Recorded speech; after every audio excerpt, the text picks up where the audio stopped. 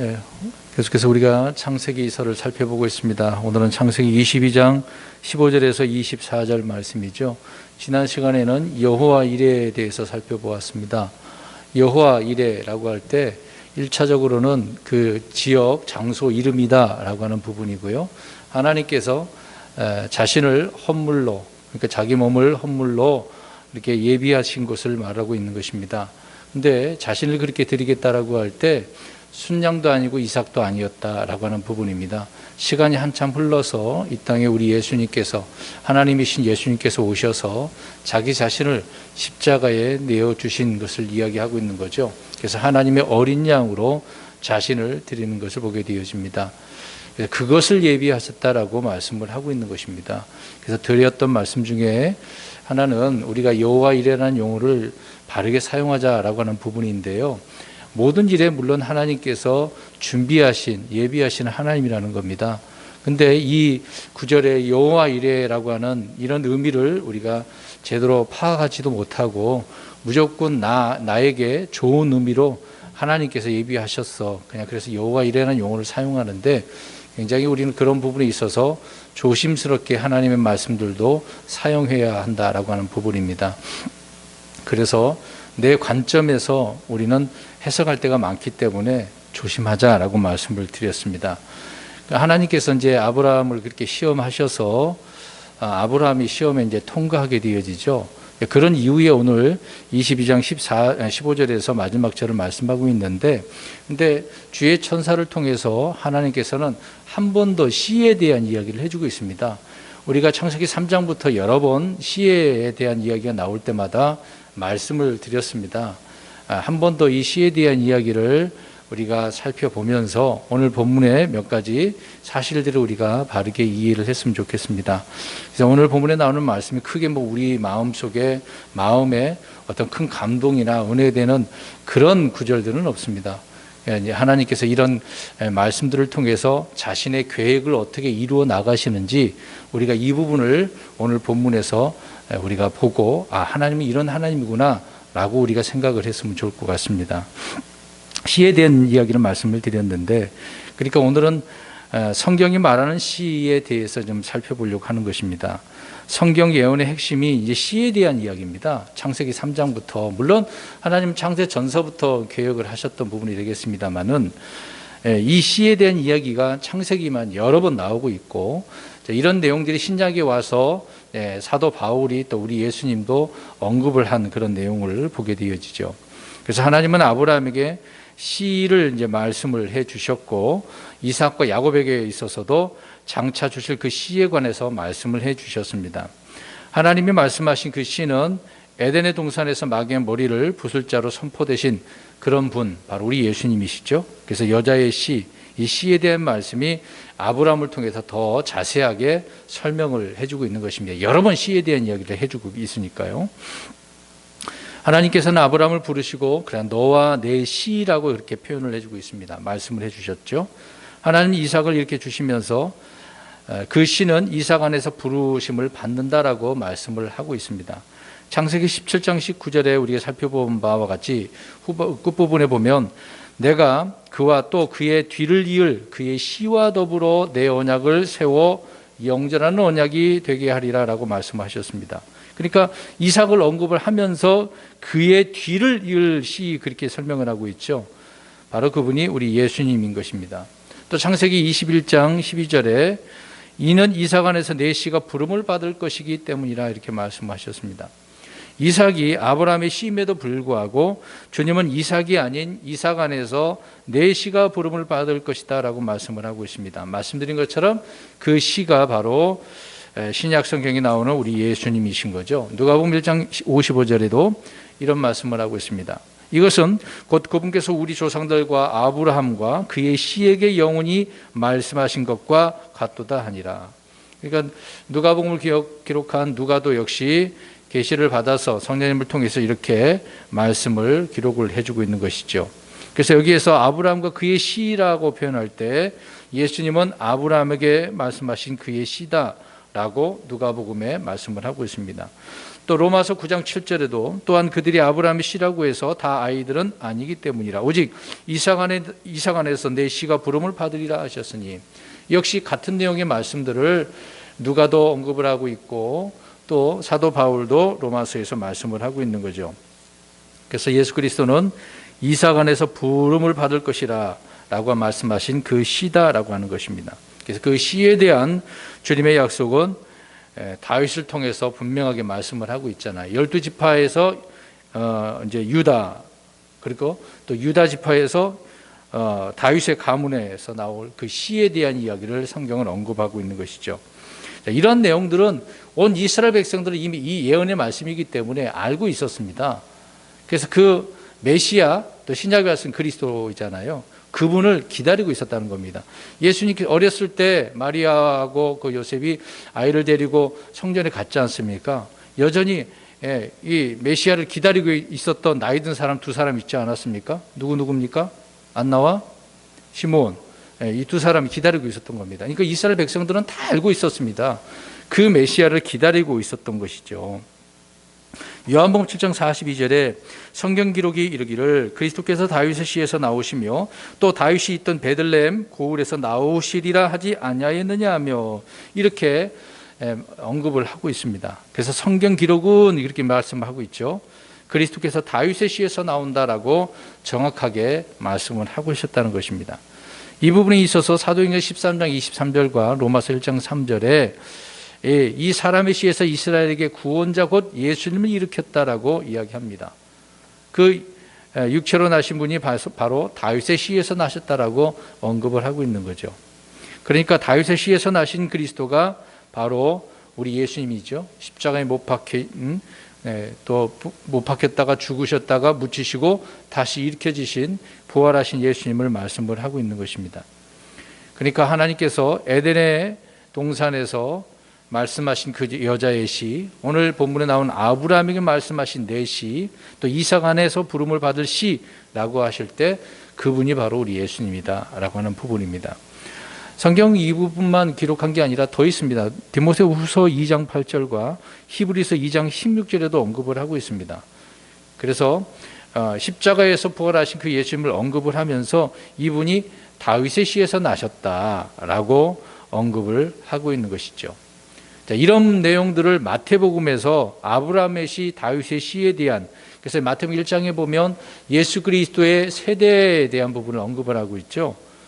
이런 내용이 마태복음에 기록을 해놓고 있습니다. 그러니까 우리가 창세기 읽을 때 씨 이야기가 나오면 그냥 무심코 넘어가는 게 아니라 하나님의 계획이 어떤 계획이 있었는지를 알 수가 있습니다.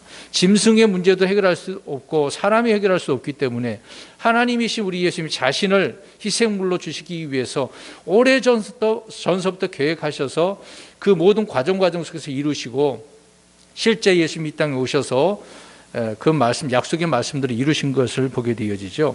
그러니까 하나님은 이렇게 계획이 놀라운 계획을 갖고 계시고 그것을 친히 이루신다는 겁니다. 조금도 오차가 없이 다 이루신다는 거죠. 지금도 마찬가지입니다. 앞으로 이루어질 그 예언의 말씀들이 더 많아요.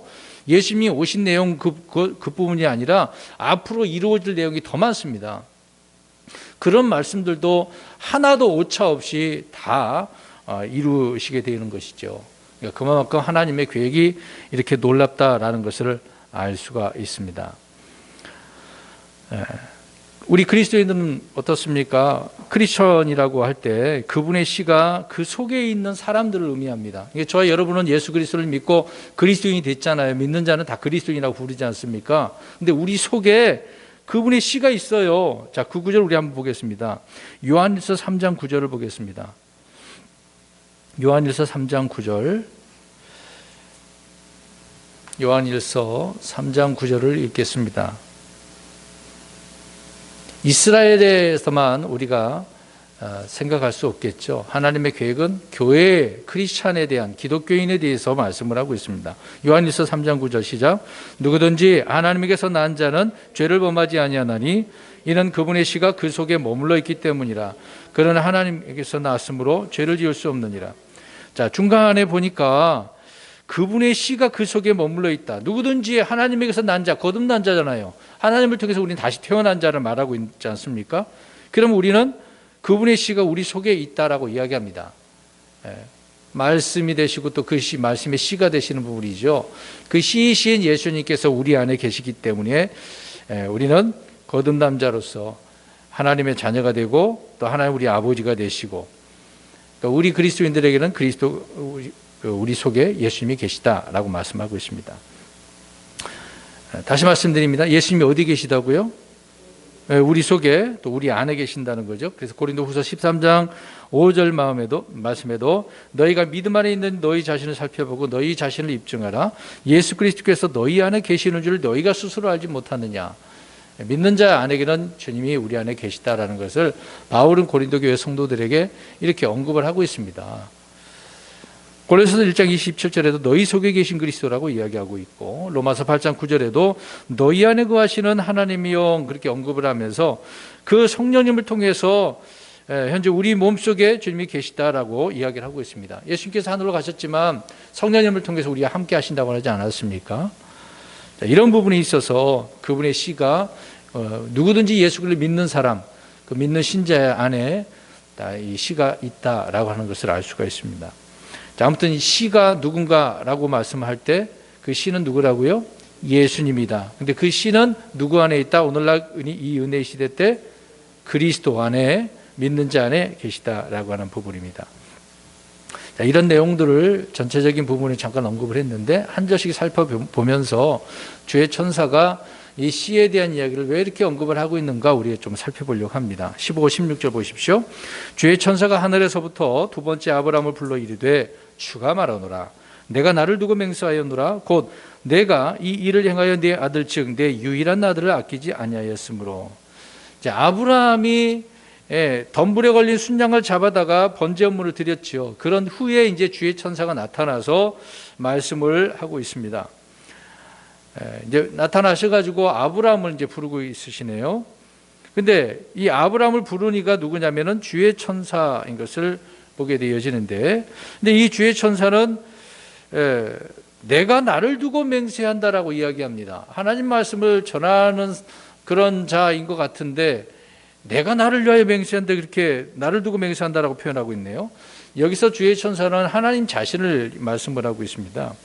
구약 성경의 주의 천사는 주님께서 자신으로 이렇게 계시하는 일이 많이 있습니다. 그러니까 진하게 주의 천사 나오면 하나님 자신, 우리 예수님 그렇게 우리가 보시면 될 것 같습니다. 근데 이런 부분에 있어서 오해를 한 이단 종파들도 있는데요. 하나님께서 만드신 그 미가엘 천사장을 이렇게 예수님이라고 주장하는 일도 많이 있습니다. 전혀 이제 그건 사실이 아니겠죠. 아무튼 주의 천사는 하나님 자신을 의미하고 있다라고 하는 부분입니다. 그래서 내가 나를 두고 맹세한다라고 표현을 해주고 있습니다. 시험을 통과한 아브라함에게 주님은 맹세의 약속을 하시고 계시는 것이죠. 히브리서 6장 13절에 하나님께서 아브라함에게 약속하셨을 때 더 큰 일을 두고 맹세할 수 없으므로 자신을 두고 맹세하여, 자기 자신이 이렇게 맹세를 하신 겁니다. 누구하고 맹세할 수도 없으니까 자기 자신을 두고 맹세하신 거죠. 맹세의 약속은 불변하기 때문에, 최종적인 것이기 때문에 그러는 것입니다. 주님은 자신의 계획의 불변함을 더욱 풍성히 보여주시려고 이렇게 맹세로서 확증을 해주고 있는 것입니다. 그냥 말만 하는 게 아니에요. 이 맹세라고 하는 것은 반드시 행하는 거 아니겠습니까? 지키는 거잖아요. 하나님 자신이 자신을 두고 이렇게 맹세하시면 내가 반드시 그렇게 이루겠다라고 이야기를 하고 있는 것입니다. 그런 부분에 있어서 하나님은 맹세로 확정하신다 그 얘기입니다. 하나님은 아브라함이 자신의 그 독생자를 아끼지 아니하는 것을 보셨죠. 아브라함이 아끼지 않고 죽이려고 했으니까. 또 하나님을 두려워하는 것을 아셨어요. 그래서 하나님은 시험을 통해 아브라함의 믿음과 순종을 이렇게 보심으로 친히 오셔서 다시 한번 부르시면서 말씀을 하고 있는 내용을 보게 되어집니다. 이렇게 독생자 이삭을 아끼지 않는 아브라함의 순종은 하나님께서 자기 사랑하는 독생자이신 예수 그리스도를 아낌없이 희생물로 주시는 것 얼마나 완벽합니까? 그래서 이삭이 예수 그리스도를 정확히 예표한다라는 것을 알 수가 있습니다. 그냥 성경의 재미난 이야기로 그냥 이야기로 기록한 게 아닙니다. 하나님은 이렇게 실제 사건을 통해서 앞으로 어떻게 이루어 가시겠다라고 하는 부분을 많이 이렇게 예언을 해 놓았습니다. 이런 사건을 통해서요. 하나님은 아브라함의 순종을 통해 장차 이 땅에서 친히 하시고자 한 일들을 이렇게 보여주신 것입니다. 순종하잖아요. 예수님도 이 땅에 오셔서 아버지의 말씀을 순종하신 것을 보게 됩니다. 그래서 순종을 통해서 이런 내용의 말씀들을 보여주고 계시는 것이죠. 그래서 15절 6절은 주의 천사가 아브라함을 불러서 맹세한 내용을 설명을 하고 있습니다. 17, 18절 보십시오. 내가 내게 복을 주고 복을 주며 또 내 씨를 하늘의 별들과 같이 바닷가의 모래같이 번성하게 하리니 내 씨가 자기 원수들의 문을 소유하리라. 또 내 씨 안에서 땅의 모든 민족들이 복을 받으리니 이는 내가 내 음성에 순종하였기 때문이라 하니라. 자, 시를 계속 여러 번 언급을 하고 있습니다. 여기에 네 가지를 언급을 하고 있습니다. 네 가지는 이제 맹세를 한 겁니다. 지금 맹세로서 이렇게 말씀하신 거잖아요. 무엇이 있습니까? 자, 스스로 자신을 두고 직접 맹세하신 것이 첫 번째로 아브라함에게 뭘 주겠다? 복을 주겠다. 두 번째로는 그 후손들을 어떻게 하시겠다는 거예요? 하늘의 별같이 바닷가의 모래같이 번성하게 하겠다. 세 번째로는 내 씨 예수 그리스도가 원수들의 문을 소유한다. 그 다음에 네 번째로는 내 씨 안에서 그리스도께서 땅의 모든 민족이 복을 받는다. 예수님을 통해서 모든 민족이 복을 받는다. 이스라엘만 이야기하는 게 아니에요. 자, 이 부분을 잠깐 말씀드리겠습니다. 첫 번째로 하나님께서 아브라함에게 복을 주셨다라는 것을 우리는 알 수 있는데 성경에 그런 내용을 우리가 잘 알 수 있습니다. 이미 갈대아 우르를 떠나고 가나안 땅에 들어갔을 때 계속해서 하나님 복을 주시잖아요. 이집트에 갔을 때도 그렇고 아비멜렉과 그 내용도 우리가 알 수 있듯이, 그리고 계속해서 목축업을 하고 있었기 때문에 짐승이 더 많아지죠. 이렇게 아브라함은 복을 받았다라는 것을 알 수 있습니다. 물론 실수했음에도 불구하고 하나님은 더 복을 주신 거죠. 하나님의 계획이 있기 때문에. 우리가 알다시피 아브라함은 족장이고 제사장이기도 합니다. 그렇게 어떤 족장으로서 불릴 만큼 세력도 컸다는 것을 알 수 있습니다. 연합군을 이겼잖아요. 자기 종들의 그 훈련을 시켜가지고 그만큼 강력한 세력이 이었다는 것을 알 수 있습니다. 부유한 그런 사람이었던 거죠. 75세에 부름을 받아서 이제 100년을 더 이제 주님 앞에 사는데 그 100년 기간 동안 복을 누리며 살았다는 것을 알 수가 있습니다. 175세에 사망했지 않았습니까? 그러니까 아브라함은 이 말씀대로 복을 누리고 받고 누린 사람이었다라는 부분입니다. 두 번째로는 후손들을 하늘의 별들같이 바다의 모래같이 번성하게 해주신다고 말씀을 하고 있는데, 지금 아브라함 후손이 얼마나 많습니까? 여러 번 이 부분을 말씀드렸는데 이스라엘 백성들만 아브라함 후손이 아니죠.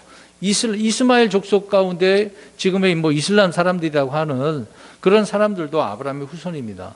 그리고 지금 이 은혜 시대 때 누구든지 주 예수 그리스도 믿는 자들은 믿음 안에서 아브라함을 통해 우리가 이렇게 아브라함의 씨 후손들이다라고 말씀을 하고 있는 것이죠. 그렇기 때문에 이 세상에는 아브라함의 후손들이 굉장히 많아요. 그러니까 하늘의 별들같이 바다의 모래가 같이 셀 수 없을 만큼 많다는 것을 알 수가 있습니다. 그 다음에 세 번째로는 내 씨가 자기 원수들의 문을 소유하리라라고 말합니다. 이게 좀 어려운 것 같죠. 이게 도대체 무슨 말씀인가? 원수들의 문을 소유한다? 예수님이 문을 왜 소유해? 이렇게 생각을 하고 수가 있습니다. 하나님께서 아브라함의 씨이신 예수 그리스도가 원수들의 문을 소유한다고 말씀하고 있는데, 이 구절은 창세기 24장 60절에 또 나옵니다. 여러분, 원수들의 문을 소유한다라고 하는 것은 뭡니까? 원수들이 출입하는 그 문, 자기 집이 있을 거 아닙니까? 성문도 있을 것이고, 그러니까 원수들의 것을 어떻게 하신다는 거예요? 소유. 그러니까 정복해서 차지하는 것을 이야기하는 거잖아요. 원수들의 문을 소유해서 내가 정복해서 차지하는 것을 말하고 있는 겁니다. 여러분이 어떤 집이나 예를 들어서 이제 뭐 차나 여러 가지 뭐 소유가 있어요. 그것을 소유할 때 받는 것이 뭡니까? 우리가 집을 하나 이제 장만했어요. 뭘 갖고 있겠습니까? 들어가려면 키가 있을 거 아닙니까? 지금은 뭐 띵띵띵 눌러가지고 들어가지만 키가 열쇠가 있을 거 아니에요. 문을 열고 닫는 그 열쇠, 그것을 가진 사람이 누구예요? 아니, 그걸 우리가 주인인 것이죠. 그러니까 문을 소유한다는 것은 정복하고 승리하고 소유했다라는 것을 알 수 있습니다. 예수님께서 십자가에 죽으심으로 말미암아 이 모든 문제에 있어서 다 소유하신 거 아니겠습니까? 저 마귀를 정복하시고 승리하시고 소유하신 거잖아요. 저와 여러분은 마귀의 것이었는데 거기서 주님께서 하신 것으로 우리를 소유로 삼으신 거 아닙니까? 빼앗아 오신 거잖아요. 그래서 주님은 사망과 지옥의 열쇠를 또 가지고 계신 분이다라고도 언급을 하고 있는 겁니다. 사망과 지옥의 열쇠를 가지고 뭘 하니까, 열쇠 가지고 하는 일이 뭐겠어요? 열고 닫는 분이다. 계시록에도 이런 부분을 언급을 하고 있잖아요. 열고 닫는다고. 그러니까 우리 그 시가, 그래서 우리 예수님이라는 것을 우리는 정확히 알 수 있습니다. 사람이 그렇게 하겠습니까? 이삭이 그렇게 하겠습니까? 아니라는 거죠. 예수님만이, 그래서 예수님만이 원수들의 문을 소유하시는 것입니다. 네 번째, 내 시, 이제 그리스도 안에서죠. 내 시 안에서 땅의 모든 민족들이 복을 받으리니라고 말씀하고 있습니다. 이제 그 내 시 안에서라고 그랬으니까 그 시, 한 사람, 어떤 인물을 이야기하잖아요. 그런데 우리 예수님이라는 거죠. 국가나 민족이 아니죠. 사람이라는 겁니다. 그 어떤 것도 아니죠. 어떤 종교도 아니고 전통도 아니고 어떤 단체도 아닙니다. 오직 한 사람, 그 한 사람이신 우리 예수님을 언급을 하고 있는 거죠. 그래서 땅에 모든 민족이 복을 받으리라. 또 26장, 창세기 26장 4절에도 이렇게 끝부분에 땅의 모든 민족들이 복을 받으리라라고 언급을 하고 있습니다. 그래서 하나님은 이런 부분에 있어서 아브라함에게 오늘 이삭에게 주신 약속을 반복을 하시고 있는 거죠. 내 시, 이렇게 말하고 있습니다. 내 시. 이 말씀은 여럿을 가리키는 것이 아니라고 사도 바울이 갈라디아서 3장 16절에 말하고 있는 거죠. 단수로서 우리 예수님 한 사람을 이야기하고 있었다. 자, 여기에서 하나님은 그리스도 안에서 땅의 모든 민족들이 복을 받을 것이라고 말씀을 하고 있는데, 이것은 우리 예수님을 통해서 모든 인류, 온 인류가 주님의 그 구원 계획에 대해서 구원받게 될 것이다라고 언급을 하고 있는 거죠. 그러니까 하나님의 구원 계획을 선포한 이야기입니다. 누구든지 예수 그리스도를 믿기만 하면 저 지역으로부터 구원받는 거, 이것을 주님께서 선포하고 계신 것이죠. 자, 보세요. 그러니까 지금도 누구든지 예수님을 믿으면 뭐가 되는 거예요? 하나님의 자녀, 그 씨가 우리 안에, 그 안에 들어가게 있는 거죠. 그러니까 그 사람이, 그러니까 뭐 민족이든 개인, 사람이 가지고 상관없습니다. 누구든지라고 그랬으니까요. 그래서 유대 민족만이 아니라 어떠한 사람이 다 상관이 없다는 겁니다. 민족이든 개인이든 상관없다는 거죠. 창세기 28장 14절에도 보면 여기에서는 모든 민족이라고 나오지 않고 모든 가족들이 복을 받으리라라고 이야기를 하고 있습니다. 근데 이것도 여기에도 시 이야기거든요. 그러니까 창세기에서 보면 시 얘기가 계속 나옵니다. 그리고 사도행전 3장 25절에 오늘 본문에 있는 말씀을 땅의 모든 족속들이 복을 받으리라는 내용을 언급을 하고 있는 것이죠.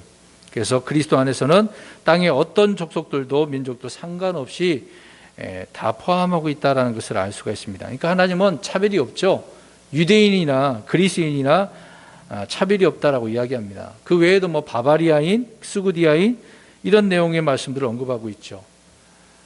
성별의 차이도 없고 민족의 차이도 없고 인종의 차이도 없고 언어의 차이도 없고 족속의 차이도 없다라는 것을 알 수가 있습니다. 그러니까 얼마나 감사해요. 모든 민족이 복을 받는다고 했으니까. 만약에 한 부분에서 예외를 해라고 했다고 한다면 우리 한국 사람, 저와 여러분들 어떻게 했습니까? 복을 못 받으면, 주님의 씨가 안 되면 어떻게 되겠어요? 뭐 지옥 가야 되지 않겠습니까? 그러니까 하나님은 공평하신 하나님입니다. 정말 얼마나 놀라워. 이런 계획을 이미 계획하시고 이루시는 것을 보게 되어집니다. 이런 말씀 하나하나가 얼마나 감사해요. 그러니까 우리가 이런 말씀을 들 때 정말 하나님 감사합니다. 아멘 아멘 나와야 돼요. 읽을 때는. 그래서 하나님께서 자신을 두고 맹세하신 이 맹세가 모리아의 한 산에서 이렇게 선포되었다는 것을 알 수 있습니다. 다시 말씀드리지만 모리아산은 예수님께서 십자가에 못 박혀 죽으신 그곳이죠. 골고다 언덕이 있는 그곳을 말하고 있습니다.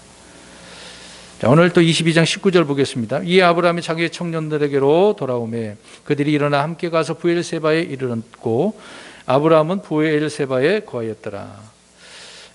산에 올라가기 전에 이제 산을 쳐다보면서 이제 이 청년들에게 이야기했잖아요. 야, 내가 갈 건데 어떻게 한다 그랬습니까? 그대로 돌아올 거야 라고. 그 말씀대로 어떻게 하고 있습니까? 돌아왔어요. 번제 온물로 드리러 가면서 경비한 후에 함께 돌아오겠다고 이렇게 말했던 아브라함이 말한 그대로 돌아왔습니다. 근데 오늘 간단한 내용을 보면 청년들이 왜 이제야 도착했습니까? 거기서 뭐 했습니까? 그런 내용 나와요, 안 나와요? 몰라요. 무슨 일이 있었는지는 몰라요. 보지도 못했으니까. 주의 천사가 한 말도 듣지 못했겠죠. 그렇지만 이들이 이 사건에 대해서 전혀 몰랐겠습니까? 아브라함은 대언자인데 이상만 알았겠습니까? 계속해서 이런 내용들을 어떻게 했겠어요? 사람들에게 알려줬겠죠. 사라에게도 했겠죠. 그런 내용은 나오진 않지만 왜 이런 얘기를 하느냐? 오늘날 우리는 구약의 대언자들이나 신약의 사도들처럼 주님을 보거나 직접 그 음성을 듣는 것이 아니죠. 오늘 이 청년들은 봤어요? 안 봤어요? 안 봤죠. 볼 수 없었잖아요. 안 올라갔으니까. 주의 천사의 음성을 들었어요? 안 들었어요?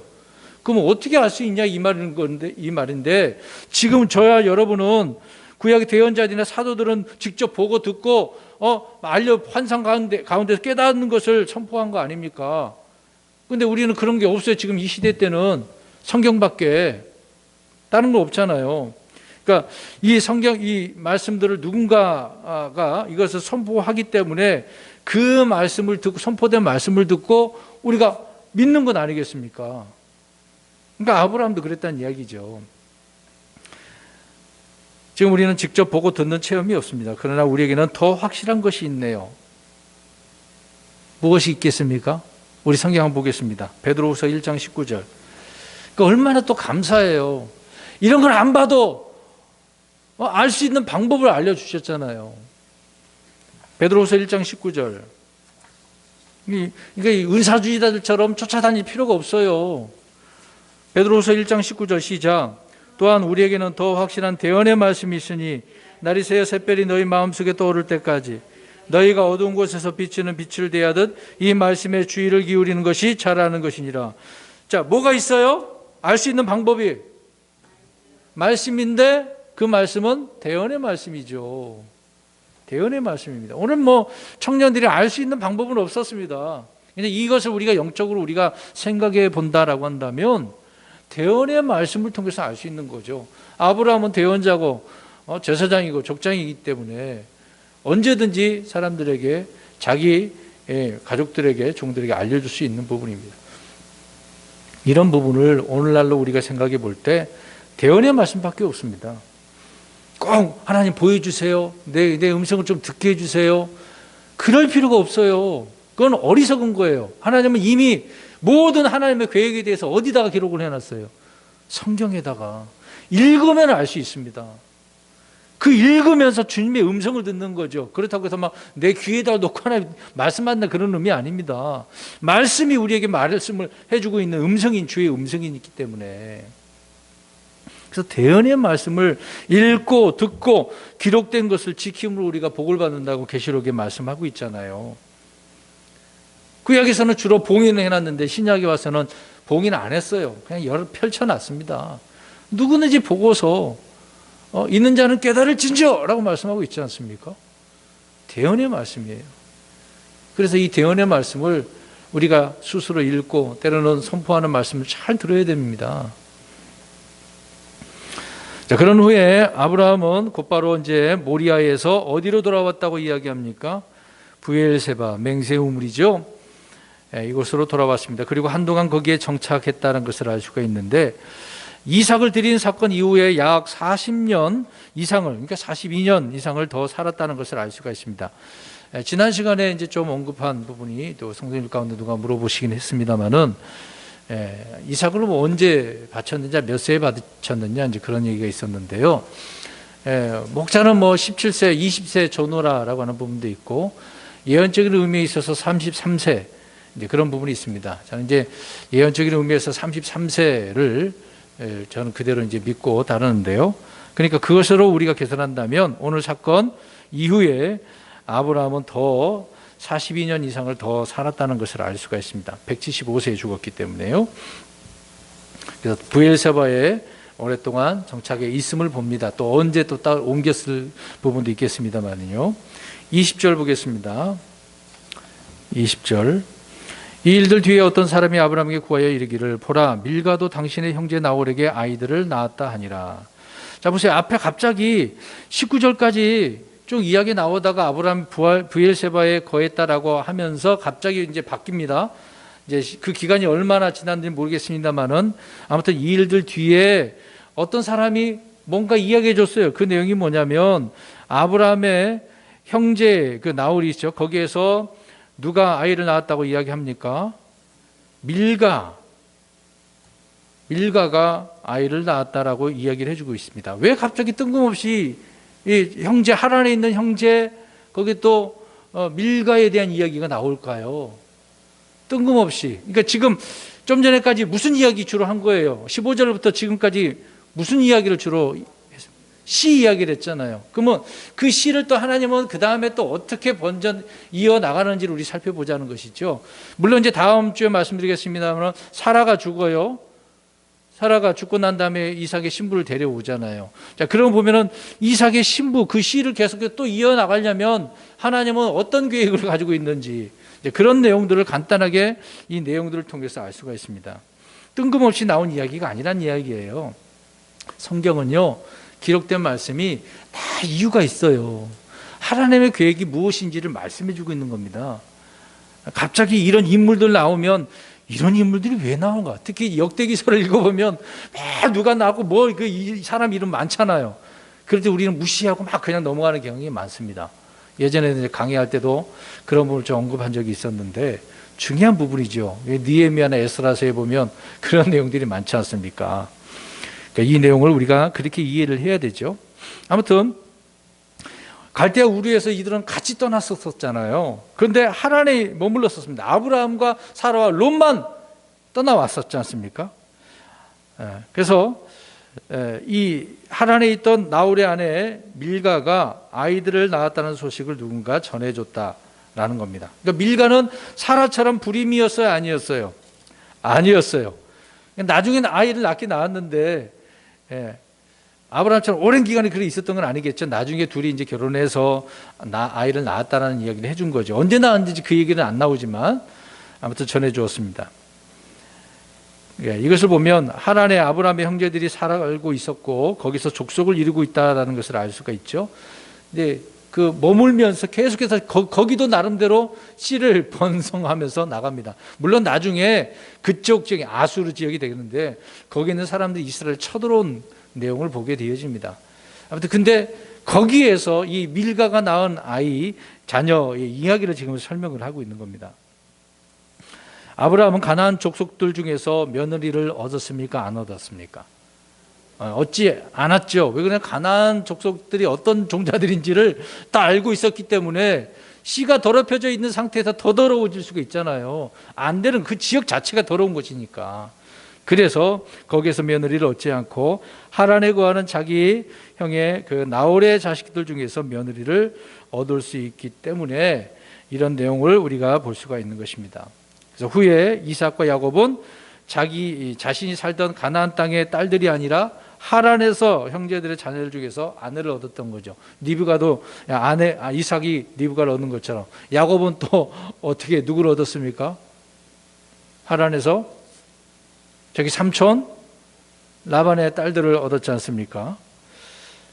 그래서 하란이라고 하는 것은 비록 나중에 문제가 있긴 하지만 하나님께서 또 그것을 통해서 시를 순수하게 이어가게 되어진 것을 보게 되어집니다. 마지막 21절에서 24절 보십시오.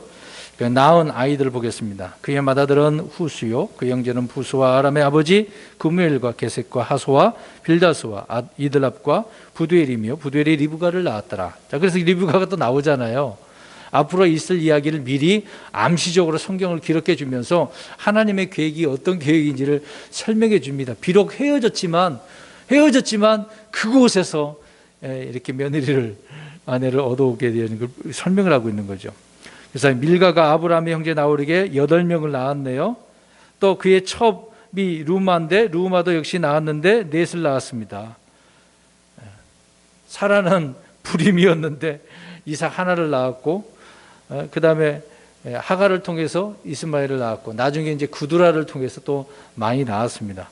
근데 밀가는 불임이 아니었는데 8 낳고 또 넷을 낳고, 이것을 보게 되어지죠.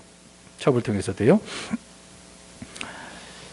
아무튼 본문에는 이 부두엘이 리브가를 낳았다라고 하는 것을 언급을 해주고 있습니다. 그래서 이 리브가는 후에 우리가 알다시피 이삭의 아내가 되어지는 것이죠. 그래서 이삭 안에서 부름을 받은 씨가 이렇게 리브가라는 아내를 맞음으로 계속해서 하나님의 말씀을 이어가네요. 그러니까 창세기서를 읽어보면 재미가 그나마 또 있어요. 여러 가지 예언적인 부분도 있고, 물론 앞에서는 1장, 2장, 3장에서 창조에 대한 이야기가 나오니까 좀 어려운 부분이 있었죠. 근데 그 이후로 이제 아담서부터 그 인물 중심으로 이루어 나가는 하나님의 계획, 물론 중간중간에 실패한 그런 내용도 있지만, 그럼에도 불구하고 하나님께서 계획하신 대로 뜻대로 온전히 다 이루어 가시는 것을 보게 되어집니다. 우리가 성경 공부를 했습니다마는 중간중간에 계속해서 마귀는 방해를 하고 있다는 것입니다. 우리가 살아도 하마터면 그것이 어떻게 될 뻔했습니까? 섞여서 더럽혀질 수도 있었잖아요. 하나님은 이렇게 마귀가 간섭을 한다 하더라도 자신의 뜻을 이루신다. 그 계획이 어떤 계획인지를 성경을 이렇게 기록을 해놓고서 하나하나씩 이렇게 완벽하게 이루어진 것을 보게 되어지죠. 이게 우리 하나님이십니다. 이런 하나님을 우리가 믿고 사는 것 아니겠습니까? 그러니까 이런 내용을 통해서 앞으로도 이 약속을 이루실 줄 믿습니다. 저와 여러분에게도 계획하신 약속이 있잖아요. 하나님 전체 계획도 있고 개별적으로 또 하나님의 계획이 있지 않습니까? 그런 거 하나하나 우리가 이런 약속의 말씀을 믿고 살아가는 거죠. 아브라함이 약속의 말씀을 믿었던 것처럼, 이삭, 야곱이 정말 믿음의 선진들이 그랬던 것처럼 우리는 이런 믿음의 삶을 살아가야 될 줄로 믿습니다.